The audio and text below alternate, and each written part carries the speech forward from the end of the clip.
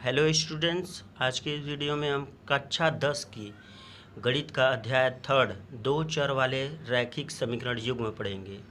Pair of linear equation in two variable.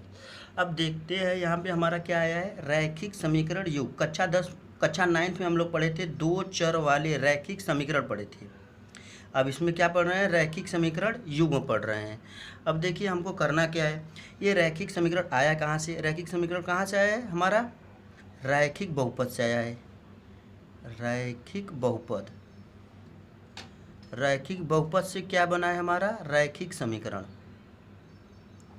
रैखिक समीकरण बना है। अब रैखिक बहुपद कहाँ से आया है, हमारा बहुपद से आया है।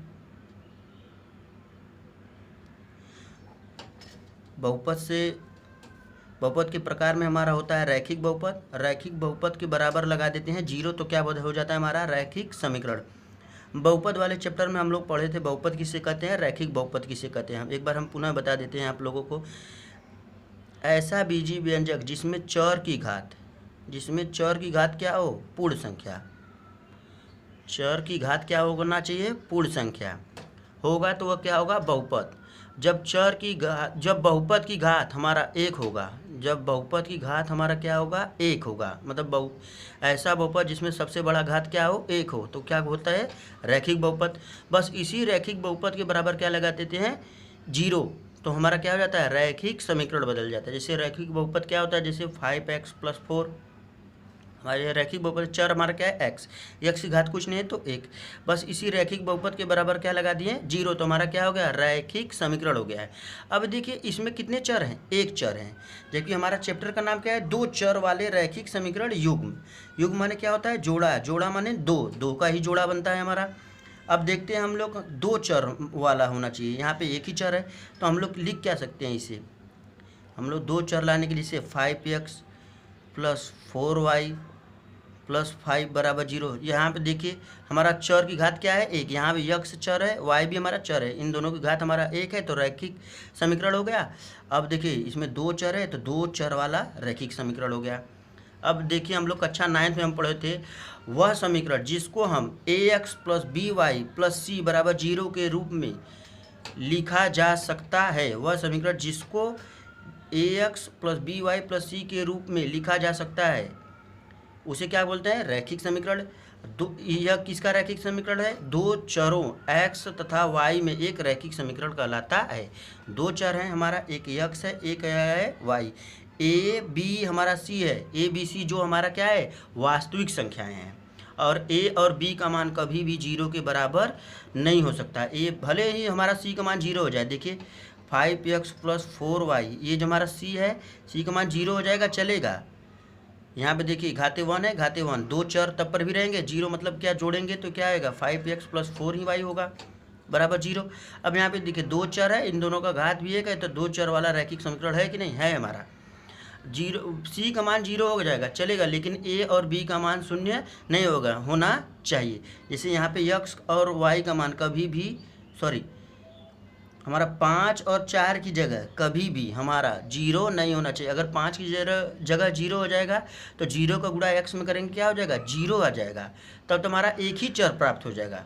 इसीलिए ए और बी का मान जीरो नहीं होना चाहिए।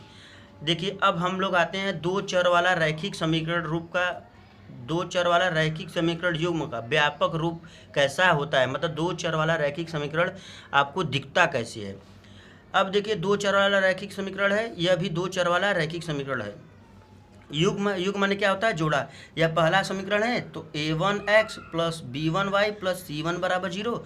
अब ये दूसरा समीकरण है, तो a2x + b2y + c2 बराबर 0। अब यहाँ पर a1 b1 c1 और a2 b2 c2 हमारा क्या है, वास्तविक संख्या। ये सभी हमारा क्या है, वास्तविक संख्याएं हैं।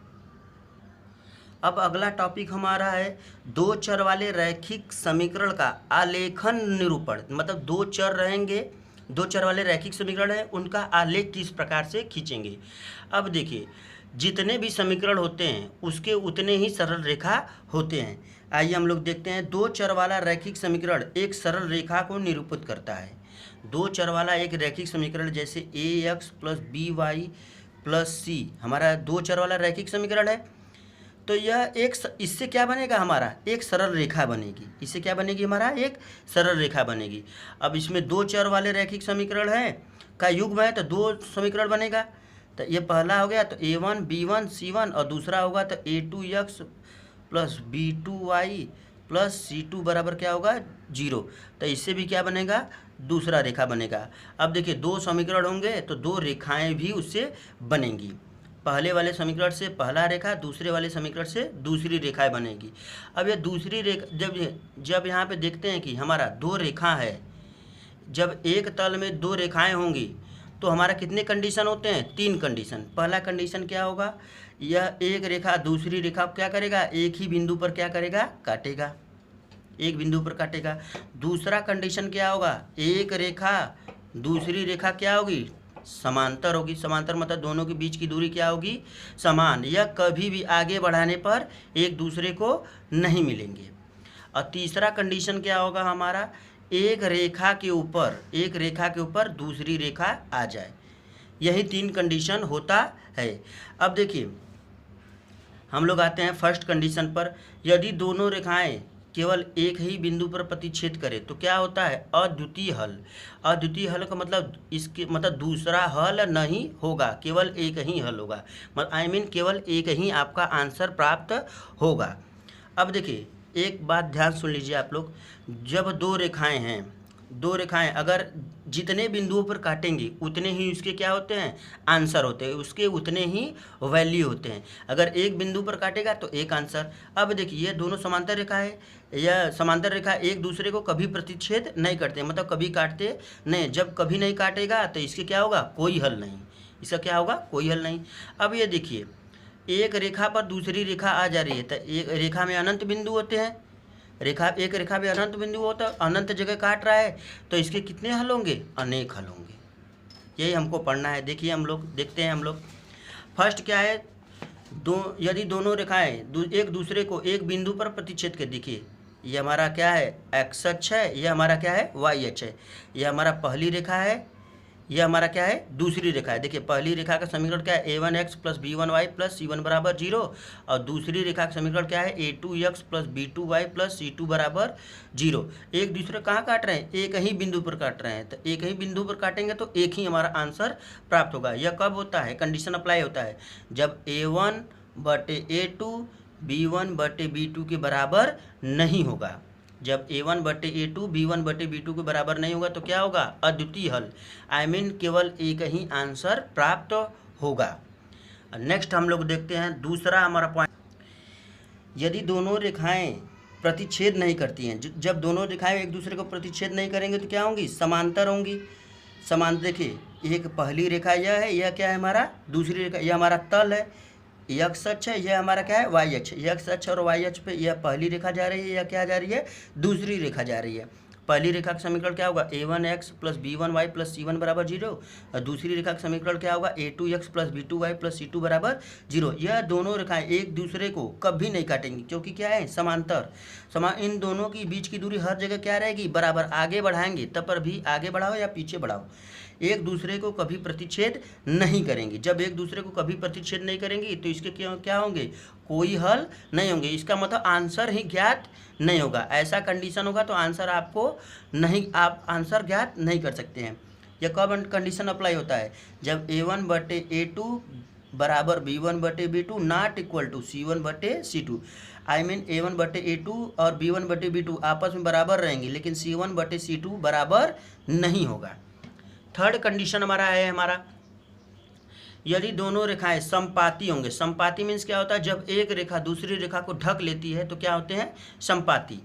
अर्थात एक रेखा दूसरी रेखा को ढक लेती है। देखिए यह रेड वाला हमारा पहली रेखा है और ब्लैक वाला हमारा क्या है, दूसरी रेखा है। इसी रेखा पर दूसरी रेखा आ जा रही है, मतलब यही हमारा a1x plus b1y plus c1 बराबर 0 है और इसी पे हमारा a2x plus b2y plus c2 बराबर 0 है। जब दोनों रेखाएं एक दूसरे को ढक लेती हैं तो अनंत बिंदु होंगे, एक रेखा में अनंत बिंदु होंगे। जब एक रेखा में अनंत बिंदु होंगे तो इसके कितने हल होंगे, अनेक हल होंगे। यह कंडीशन कब अप्लाई होता है, a1/a2 बराबर b1/b2 बराबर c1/c2। यह तीनों अगर आपस में बराबर होते हैं तब यह कंडीशन अप्लाई होता है। नेक्स्ट वीडियो में हम लोग पढ़ेंगे 3.1। आज के लिए बस इतना ही। Thank you.